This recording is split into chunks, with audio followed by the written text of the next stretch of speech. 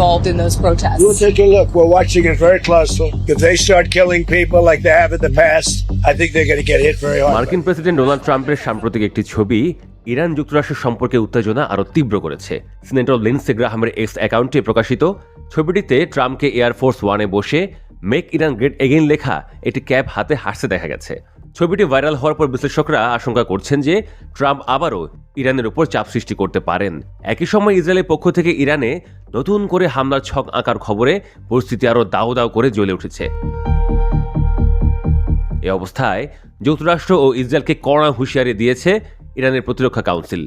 ইরানের নিরাপত্তা, স্বাধীনতা বা আঞ্চলিক অখণ্ডতার উপর যে কোনো আঘাতকে অতিক্রম অযোগ্য লাল রেখা হিসেবে বিবেচনা করার হুঁশিয়ারি দিয়েছে তারা।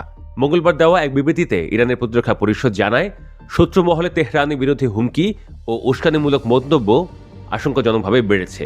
ইরানের নিরাপত্তা, স্বাধীনতা ও সার্বভৌমত্ব কোনোভাবেই আপরযোগ্য নয়। এ বিষয়ে যে কোনো আগ্রাসন বা শত্রুতামূলক আচরণের ধারাবাহিকতার শক্ত হাতে মোকাবিলা করা হবে বলেও সাফ জানিয়ে দিয়েছে তারা। গত সপ্তাহে তেহরানে মুদ্রার মূল্যমান ভয়াবহভাবে কমে যাওয়ায় প্রতিবাদ জানিয়ে দোকান বন্ধ করে বিক্ষোভ শুরু করেন ব্যবসায়ীরা।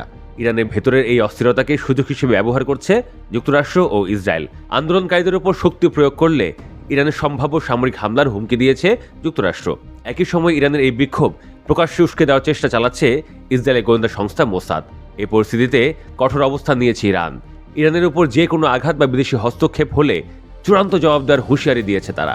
ইরানের প্রতিরক্ষা পরিষদের বিবৃতিতে বলা হয়, আন্তর্জাতিক আইন উপেক্ষা করে দীর্ঘদিনের শত্রুরা পরিকল্পিতভাবে ইরানের ভেতরে অস্থিরতা সৃষ্টি ও রাষ্ট্রের ভিত্তি দুর্বল করার চেষ্টা করছে।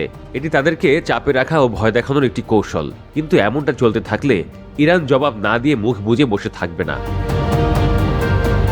এদিকে যুক্তরাষ্ট্র ও ইসরায়েলের পক্ষ থেকে চাপ বাড়তে থাকায় হুঁশিয়ারি দিয়েছেন ইরানের সেনাবাহিনীর চিফ অব স্টাফ হাবিবুল্লাহ সাইয়ারি। ইরানের সেনাবাহিনী আগের চেয়ে আরও বেশি প্রশিক্ষিত ও সমরাস্ত্রে সজ্জিত বলে শত্রুদের সতর্ক করেছেন তিনি। মঙ্গলবার সাইয়ারি বলেন, ইরানের সেনাবাহিনী আগের চেয়েও বেশি দক্ষ ও প্রশিক্ষিত। ইরানের সেনাবাহিনী যে কোনো যুদ্ধের জন্য সর্বোচ্চ প্রস্তুতি নিয়ে রেখেছে বলেও মন্তব্য করেন তিনি।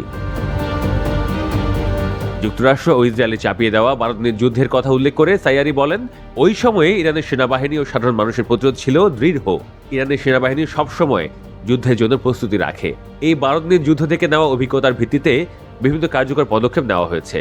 ইরান এখন নিজেদের অস্ত্র ও সরঞ্জাম আরও ভালোভাবে রক্ষণাবেক্ষণ ও ব্যবহার করতে জানে বলেও যুক্তরাষ্ট্র ও ইসরায়েলকে সাবধান করেছেন তিনি। বিশেষজ্ঞদের মতে, ইরানকে নিয়ে ট্রাম্পের আগ্রাসী মনোভাব এবং ইসরায়েলের সামরিক প্রস্তুতি মধ্যপ্রাচ্যকে আবারও এক মহাপ্রলয়ের দিকে ঠেলে দিচ্ছে। ফলে বিশ্বজুড়ে নতুন করে চরম উদ্বেগ বিরাজ করছে।